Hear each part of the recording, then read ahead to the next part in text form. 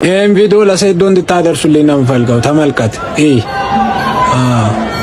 ለመደባደብ እጅና እግር አይደለም የሚያስፈልገው፣ የወንድ ልጅ ልብ ነው። ትሰማለህ አይደለም? ከሞተር ከቡርጅ ከሊፋ ወርዳ ተፈትፈተ ብትን ብትል ሰብስበን ሪንግ ውስጥ እናስገባሃለን። ትደባደባለህ። ብትሞት ቀብር ብትገባ ወይ ያጎተ ያክስት ልጅ ተፈልጎ አምሳያ ዘር ማንዘርህ ነው የምትተርፈው።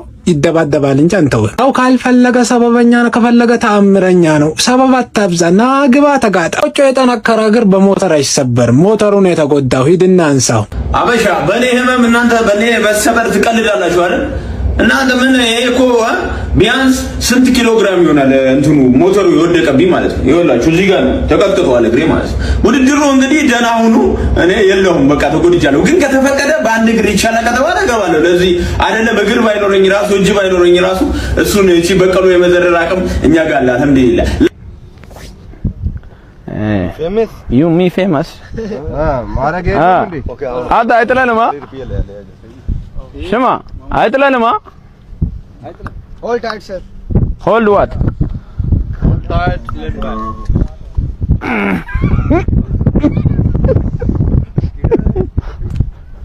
لا لا حول ولا قوة إلا بالله አፈላ ينظرون الى الابل كيف خلقت ግመልን እንዴት እንደፈጠርናት አይመለከቱም እንዴ አዩም እንዴ ይላል አላህ።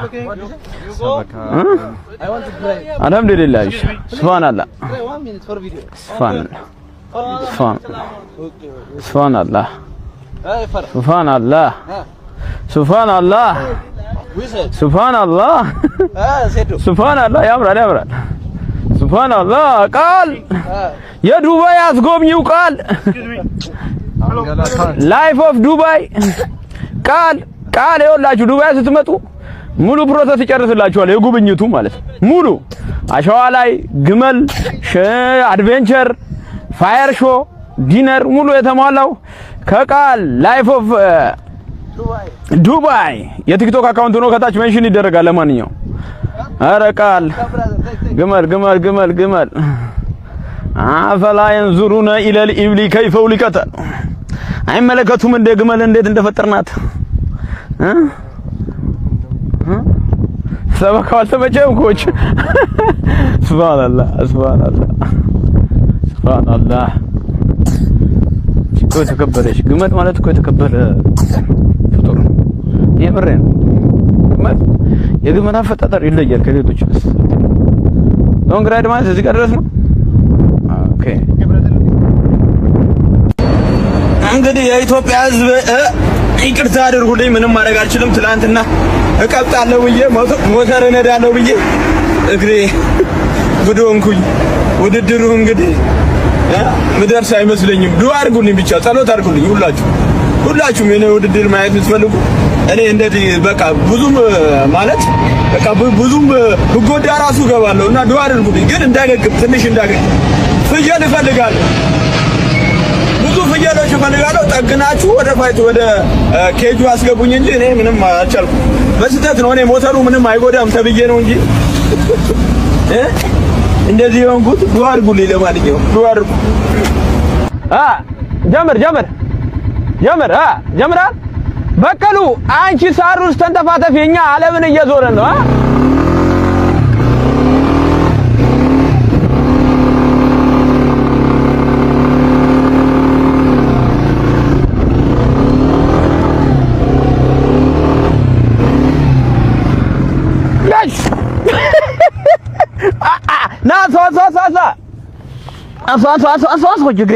ሴዶን ፈሪ ያላችሁ ያላችሁ ሰዎች ቆም ብላችሁ አስቡ። ይህ የድፍረት ጉዳይ ሳይሆን የፕሮፌሽናል ቢዝነስ ጥያቄ ነው። ከውዝግቡ በስተጀርባ ያለው እውነታስ ምንድነው? የዚህን ጽሑፍ ሐሳብ ያገኘሁት ከፋስት መረጃ እንደሆነ ይታወቅልኝ። ሐሳቡ እንዲህ ይላል። ገለልተኛ ሆነን ካየነው የሴዶ አካሄድ ትክክለኛ ነው። ምክንያቱም በቦታውም ሆነ በቲቪ ውድድሩን የሚያየው ብዙ ተመልካች የሚመጣው እሱን ለማየት ነው። ሴዶ ራሱን ያስተዋወቀበት መንገድና የገነባው ብራንድ ዛሬ ለውድድሩ ትልቅ ገቢ የሚያስገኝ ቁልፍ ሆኗል። ነገር ግን ሴዶም ያለበት ችግር አለ። አንዴ 10 ሚሊዮን ሌላ ጊዜ 50 ሚሊዮን እያሉ አቋም መቀያየር ፕሮፌሽናልነት አይደለም። ከመጀመሪያውኑ ግልጽ የሆነና የማይቀያየር የቅድሚያ ክፍያ ወይም አፒራንስ ፊ መጠየቅ ነበረበት። በሌላ በኩል አዘጋጆቹ እሱን ፈሪ ለማስመሰል የሚያደርጉት የማዋከብ ሙድ ልክ አይደለም። አሸነፍክ 10 ሚሊዮን ውሰድ ማለት ስፖርታዊ ውል ሳይሆን ውርርድ ነው የሚመስለው። ይሄ ደግሞ እንደ ኢትዮጵያ ህገወጥ ነው። አሸናፊም ሆነ ተሸናፊ የሚገባቸውን ጥቅማ ጥቅም በግልጽ አስቀምጦ መደራደር ይገባ ነበር። አዘጋጆቹ ቅድሚያ ክፍያውን አቅርበውለት ሴዶ ብሩን ተቀብሎ ወደ ኋላ ካለ ያኔ ፈሪ ሊባል ይችላል። አሁን ግን ያለው ፍጥጫ የገንዘብና የክብር ጉዳይ ነው። እናንተስ ምን ትላላችሁ? እናንተ የትኛው ትክክል ነው? ሴዶ ቅድሚያ ክፍያ መጠየቁ ወይስ አዘጋጆቹ ያቀረቡት ካሸነፍኩ ውሰድ የሚለው ሐሳብ? ኮሜንት ላይ እንወያይበት። መልካም ጊዜ። እንግዲህ የኢትዮጵያ ህዝብ ይቅርታ አድርጉልኝ፣ ምንም ማድረግ አልችልም። ትናንትና እቀጣለሁ ብዬ ሞተር እነዳለሁ ብዬ እግሬ ጉድ ሆንኩኝ። ሴዶ ሁለት ነገር አይ ቲንክ ለፋይቱ ዓለም አዲስ ነው መሰለኝ። እግሬ ተጎድቷልና ፋይት መግባት አልችልም ብለህ ካሰብክ እንግዲህ ፕሮፌሽናል ሊንክ ትላለህ። let me give you one advice መቼም ፋይት ሙሉ ሆነ አትገባም። ሁሌ የሆነ ጉዳት ይዘህ ትገባለህ። every single fighter ለዚህ ኮንትራክት ስትፈርም ለዚህ ህይወት ሳይን አፕ ስታደርግ ፐርፌክቱን ይገባለው ከጁዝ ብለህ አይደለም የገባው። በቃ እኔ ፋይት ላደርግ ነው የገባሁት እንጂ ምንም አይነት ጉዳት ቢደርስብኝ ይሄን ነገር አላቋርጥም ብለሃል። ግን coming to my second point በቃ ተጎድቻለሁ፣ ፌር አይደለም።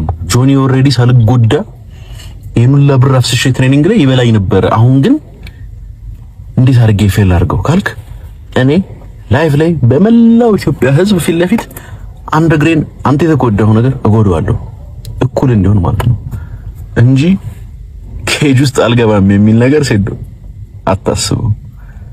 if your leg is hurt I'll break my leg too። እንገናኛታለን። እናንተ ብቻ አስመጡልኝ ብያለሁ ሴዶ።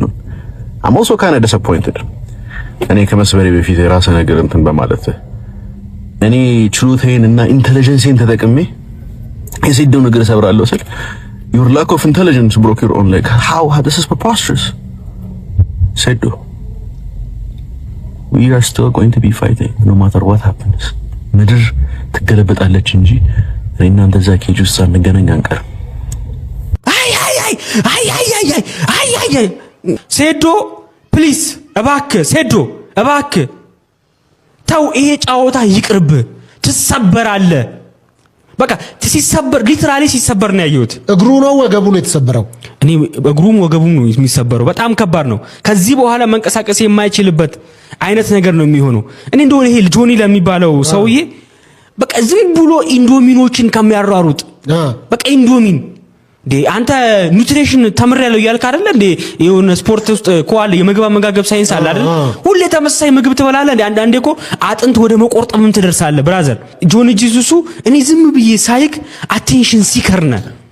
ይሄው በቃ ይሁን ሚዲያ ላይ ያሉ የቲክቶክ ብዙ ሚሊዮን ፎሎወር ያላቸው ሰዎች ነው አሳደክ ወደዚህ ወደ ሪንግ ውስጥ ገብተውልክ መወዳደር የምትፈልገው እና በቃ ይቅርብ። አቴንሽን ሲከርነቱ ራሱ ይቅርብ። በቃ ናያዋለሁ እንዲህ የአዲስ አበባ ልጆች ምናምን እንደዚህ አይነት ነገር ይላል።